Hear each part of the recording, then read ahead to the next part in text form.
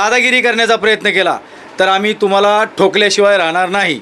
त्यांना रिक्षा चालवायला लाज वाटत नाही, पण मराठी बोलायला लाज वाटते। सांगेल सर्व रिक्षावाल्यांना एकच सांगेल, तुमचे ते मराठी भैया नेते आहेत महाराष्ट्र नवनिर्माण सेनेचा।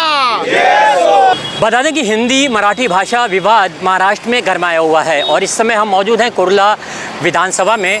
यहाँ पर भी महाराष्ट्र नवनिर्माण सेना के पदाधिकारियों और कार्यकर्ताओं की तरफ से खास करके कुर्ला अध्यक्ष प्रदीप वाघमारे के नेतृत्व में नया बैनर जारी किया गया है और रिक्शों पर खास करके लगाया गया है, जिसमें लिखा है कि मला मराठी बोलता येतो, मला मराठी समजतो, या माझ्या रिक्षात बसा।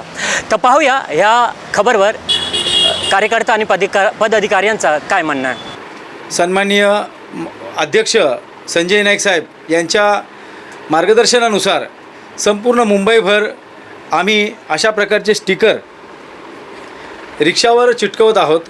याचा अर्थ असा आहे की मी मराठी बोलतो, मला मराठी समजते, या माझ्या रिक्षात बसा। म्हणजेच अनेक दुसऱ्या राज्यातील परभाषी रिक्षाचालक ते सुद्धा म्हणतात की मला मराठी समजते, मला मराठी बोलता येते, या माझ्या रिक्षात बसा।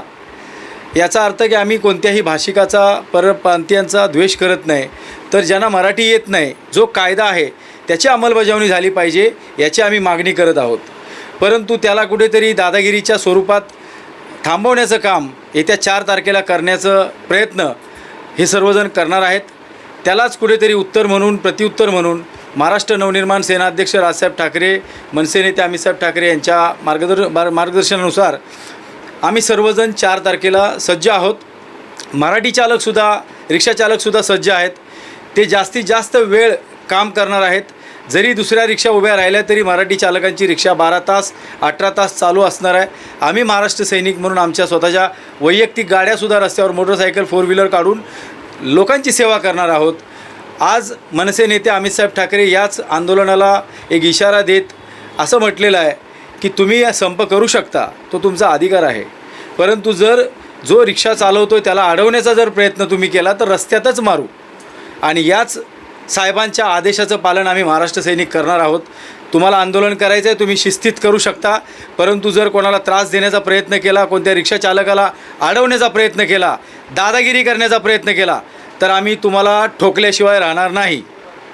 पण साहेब, टॅक्सी चालक आणि रिक्षा चालक मालकांचं असंही म्हणणं आहे की टाईम पिरियड कमी भेटलेला मराठी शिकण्यासाठी, बोलण्यासाठी टाईम पिरियड वाढवलं पाहिजे। आता टाईम पिरियड काय, यांना किती जन्म द्यायचे आहेत का वेळ द्यायची आहे? यांच्या 3-4 पिढ्या 5 पिढ्या इथे गेल्या तरीसुद्धा त्यांना बोलण्याची इच्छा नाही आहे।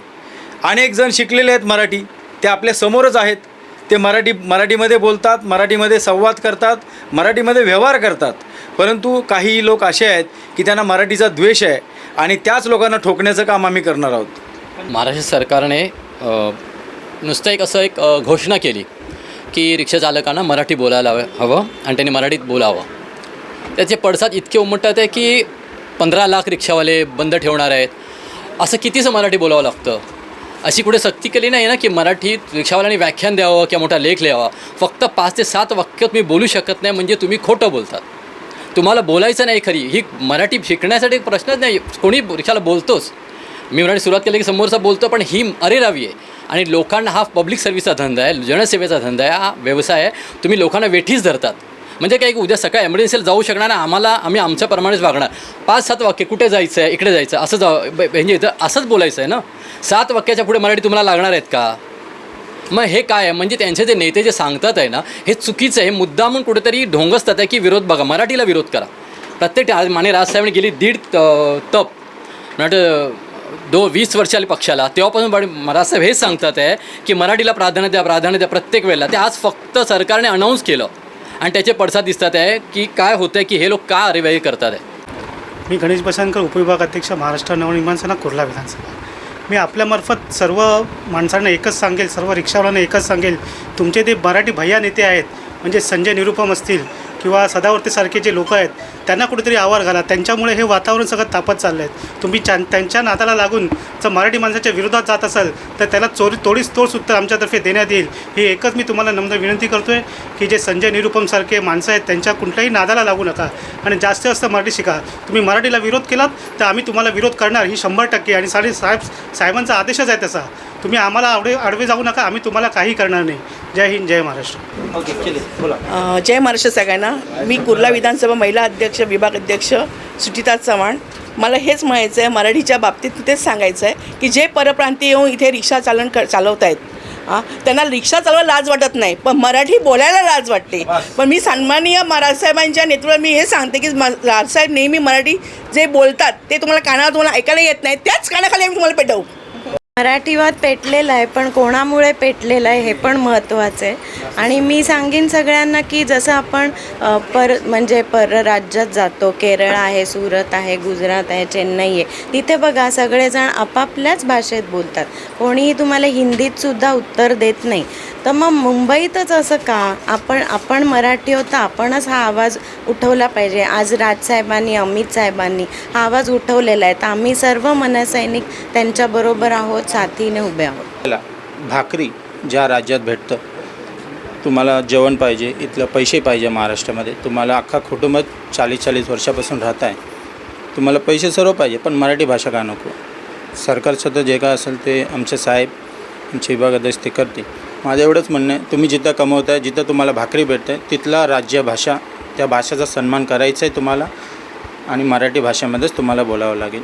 एवढंच मला. आणि इतर जे तुम्ही मराठी भाषेच्या विरोधात जे इतर परप्रांतीय जे नेते आहेत, त्यांना जे भेटण्याचा जेवढा वेळ वाया घालवत आहे, त्याच्यामध्ये तुम्ही इथं मराठी शिकू शकता. मी आदेश देवारे, शाखाध्यक्ष प्रभाग क्रमांक 169. मी एवढंच सांगेल, जे परप्रांतीय 4 मेला जो संप करणार आहेत, तो त्यांनी मराठी माणसांच्या विरुद्ध करू नये. त्यांनी फक्त एवढंच करावं की मी मराठी बोलेल, मी मराठी बोलण्याचा प्रयत्न करेल. जर त्यांनी जे मराठी रिक्षा ड्रायव्हर आहेत त्यांना जर त्रास देण्याचा प्रयत्न केला, तर आदरणीय विभागाध्यक्ष वाघमारे साहेबांच्या नेतृत्वाखाली आम्ही इथे खळखट्याक करणार हे निश्चित. हे त्यांनी लक्षात ठेवावे. मी मनसेची शाखा अध्यक्ष 149ची साक्षी शिरवडकर. राजसाहेबांनी जो निर्णय घेतला आहे तो योग्यच आहे आणि ते सगळ्यांनी ते पटवून घ्यायलाच पाहिजे. बस माझं एवढंच म्हणणं आहे. मी शुभांगी सुधीर अंबुरे, कुर्लागड शाखा अध्यक्ष. माझं असं म्हणणं आहे की तुम्ही महाराष्ट्रात राहताय तर महाराष्ट्रात मराठी भाषा आलीच पाहिजे. नसेल येत तर शिका आणि मराठीत बोला. रिक्षेत आपणसुद्धा बसताना कुठे जायचं आहे ते मराठीतच बोललं पाहिजे आणि त्याला मराठीत बोलायला लावलं पाहिजे. आपल्यावर पण आहे आणि त्यांनी ते शिकलंच पाहिजे आमच्याकडून. जर महाराष्ट्रात राहताय तर मराठी आलंच पाहिजे. इंदिरा तांबे, कुर्लागड शाखा क्रमांक 169. माझं असं म्हणणं आहे की त्यांना आता शिकायचं आहे व त्यांची इच्छा असती तर फार पूर्वी शिकू शकले असते. आता पण 5-7 वाक्य शिकायला काही कठीण नाही आहे, पण त्यांची इच्छाच होत नाही आहे. किंवा त्यांना इकडे सगळ्यांना हिंदी बोलायला लावायचं असेल तर तसं होणारच नाही. त्यांना शिकावंच लागेल आणि फार कमी वेळात शिकता येतं. आता मला जर सांगितलं ना तमिळ भाषा शिकायला तर मी लगेच शिकणार, तर ते पण शिकू शकतात ना मराठी. जय महाराष्ट्र. प्रथम सर्वांना जय महाराष्ट्र. मी वार्ड क्रमांक 151 शाखा सचिव. पहिली गोष्ट तर मला हे समजत नाही आहे की जर हे लोक परप्रांतीय बोला किंवा इथे 20-20, 40-40 वर्ष राहणारे लोक आहेत, त्यांना 2 शब्द मराठीमध्ये बोलण्यात काय फरक पडतो मला पहिल्यांदा हे समजत नाही आहे.